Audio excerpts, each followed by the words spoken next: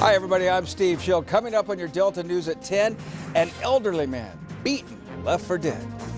In Dime Renae Skinner, also tonight, communities wiped out, hospitals leveled, and homes lost. The tornado recovery begins in Louisville, but will the scars heal? Spotty showers and thunderstorms will pass through the Delta. Your forecast just minutes away. Delta News at 10 starts now. Monday, tornadoes break out across Mississippi. One of those twisters, an EF4 with winds at 200 miles per hour, tears through the town of Louisville. Within days of the devastation, Renae and I traveled to Louisville to capture stories of survival.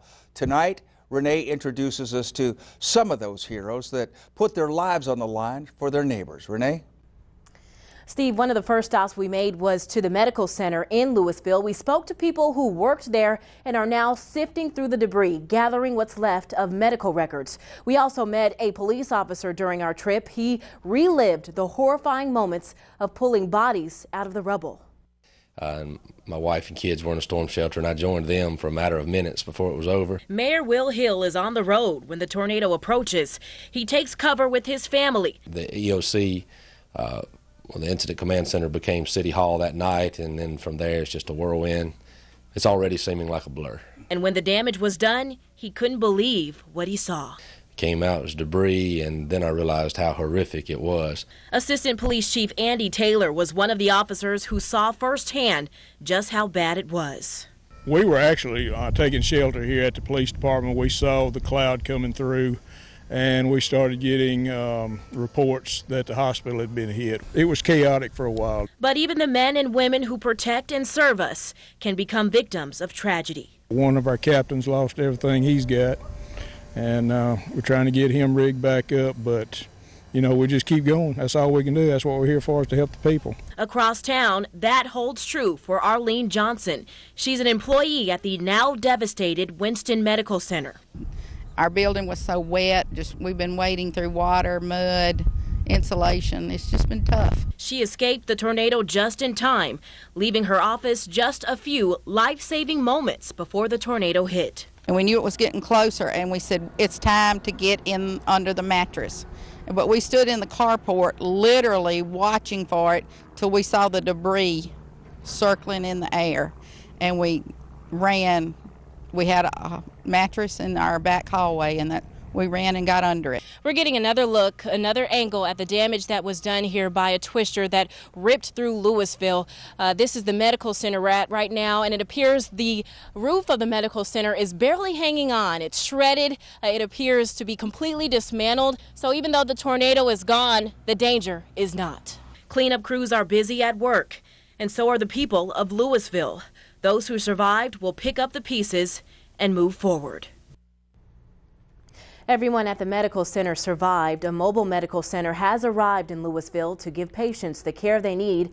I'm also told doctors who worked at the medical center are setting up their own offices so they can continue to treat their patients. A big part of surviving a natural disaster is the mental healing process that comes after. Steve has that part of the story right now. Steve?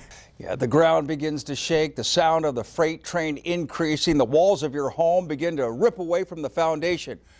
Crawling out from under a mattress, you're alive. But is it over? What about the long-term effects? When the tornado passes, the home rebuilt, do folks really just simply go on? It's not uncommon for a person who is going through some stages of depression to isolate themselves from the social network that they're familiar with, the loved ones, their friends, work. They may start missing work. They withdraw and they become isolated to just themselves. They don't want to get out of the bed. They have problems eating. Depression. They don't want to talk with anyone. And we're out here right now, and even at the initial part of the storm, because we're encouraging people to start talking about it now. The next time a siren goes off when a tornado warning goes into effect, the horror is relived. It'll take years, in some cases a lifetime, to heal. We want to thank the people of Louisville. Their heartache will not have been in vain if each of us right here in the Delta is prepared to take shelter when severe weather strikes home. In Louisville, a community memorial service will remember the 10 Winston County residents killed during the April 28th tornado. The service will take place at 4:30 this Sunday afternoon at Louisville High School. Governor Phil Bryant is expected to attend. Individual funerals for all 10 victims have already been held. While the victims of the tornado outbreak continue to grieve for loved ones, recovery efforts continue. Well, Steve, the Mississippi legislature approved $17 million to help pay for recovery from disasters, including tornadoes that recently pounded the state. The House and Senate agreed on the funding during a brief special legislative session yesterday. Governor Phil Bryant originally says he would ask lawmakers for up to $20 million to cover those costs. Officials say $17 million will be enough to cover costs until January, when the legislature begins its 2015 regular session. As part of a deadly outbreak across the Midwest and South in April, 23 tornadoes struck Mississippi, killing 14 people and causing at least $13.5 million in damage. Recovery costs could increase as officials continue assessing losses. Bryant was in Moorhead today and spoke to us about the storm relief bill. Working shoulder to shoulder, we were able to get the necessary relief funding that these communities have to be able to recover from this storm and move forward. The state will pay local governments costs for debris removal. The state also will lend money to local governments for other expenses. Now, the help doesn't end at our state's capital either. A former New Orleans Saint and Ole Miss quarterback are helping Mississippi tornado victims.